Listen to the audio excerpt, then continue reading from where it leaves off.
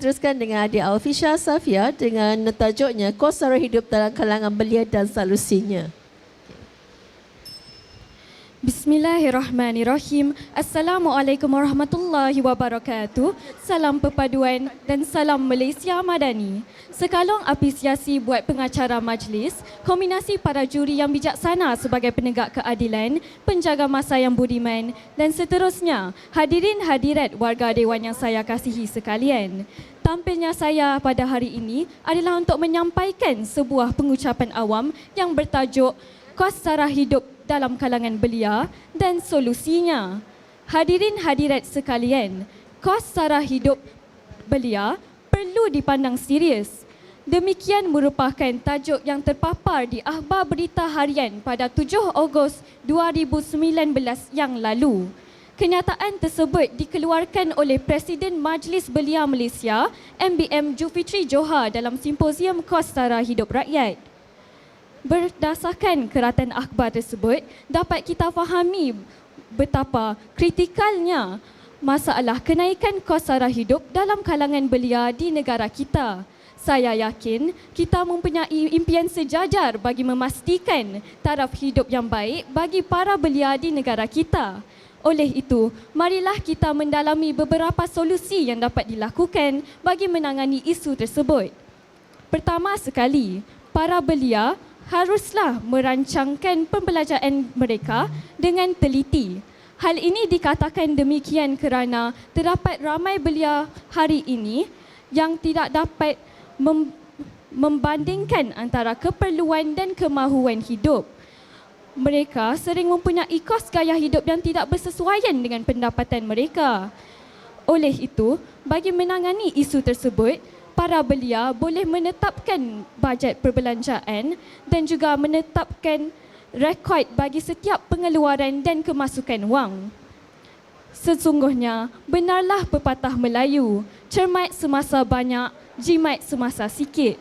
Tegasnya, para belia haruslah berusaha untuk merancangkan perbelanjaan dengan bijak agar dapat menanggung kos sara hidup dengan baik. Seterusnya, hadirin dan hadirat sekalian, kerajaan juga boleh membantu para belia sebagai solusi bagi kenaikan kos sara hidup dalam kalangan belia di negara kita. Kerajaan boleh melaksanakan program-program demi mendidik masyarakat membina daya tahan kewangan mereka. Sesungguhnya, keupayaan seseorang belia dalam membuat keputusan kewangan yang bijak merupakan komponen penting supaya seseorang belia itu dapat memastikan mereka dapat memenuhi keperluan kewangan semasa dan akan datang.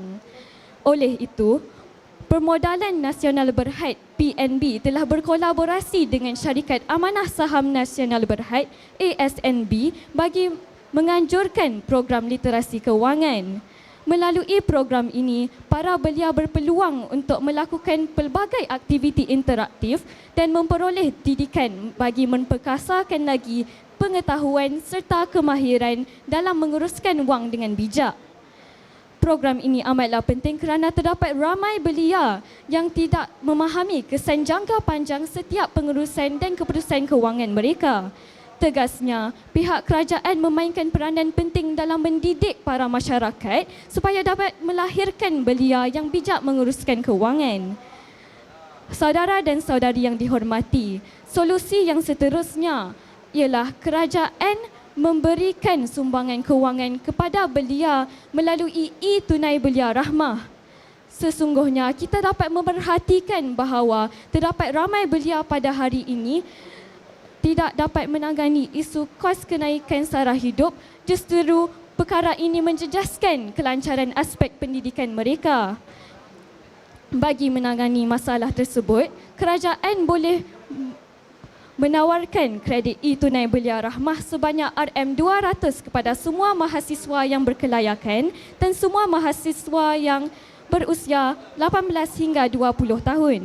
Melalui inisiatif ini, para belia boleh menggunakan wang yang diberikan bagi mengurangkan beban kewangan dalam pendidikan mereka. Sesungguhnya, kerajaan memainkan peranan penting dalam memberi sumbangan kewangan kepada para belia yang terdiri daripada pelajar supaya mereka dapat meningkatkan kualiti pembelajaran para belia. Di samping itu, pihak kerajaan juga boleh memberi diskaun bayaran balik pinjaman Perbadanan Tabung Pendidikan Tinggi Nasional PTPTN. Kita dapat memerhatikan bahawa terdapat ramai lepasan graduan yang masih belum mendapat pekerjaan menghadapi kesukaran dalam membuat bayaran balik PTPTN mereka.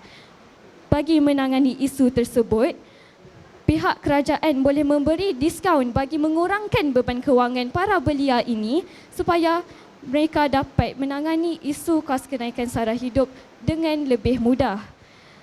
Sesungguhnya, melalui inisiatif ini juga, semua peminjam PTPTN akan mendapat semangat untuk membuat pinjaman, untuk membuat bayaran balik dalam tempoh masa yang segera.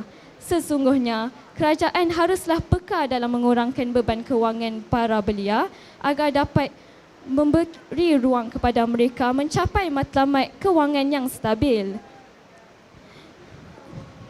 Sesungguhnya hadirin hadirat yang dihormati, sebagai konklusinya, ingin saya menegaskan bahawa terdapat pelbagai solusi yang dapat dilaksanakan bagi kita menangani isu kenaikan kos sara hidup dalam kalangan belia. Peranan kerajaan dan individu-individu belia amatlah merupakan aset-aset penting supaya kita dapat membantu para belia dalam menangani isu tersebut. Pihak kerajaan haruslah bergerak menggunakan daya usaha selari dengan iltizam mencapai hasrat kestabilan kewangan dalam kalangan belia.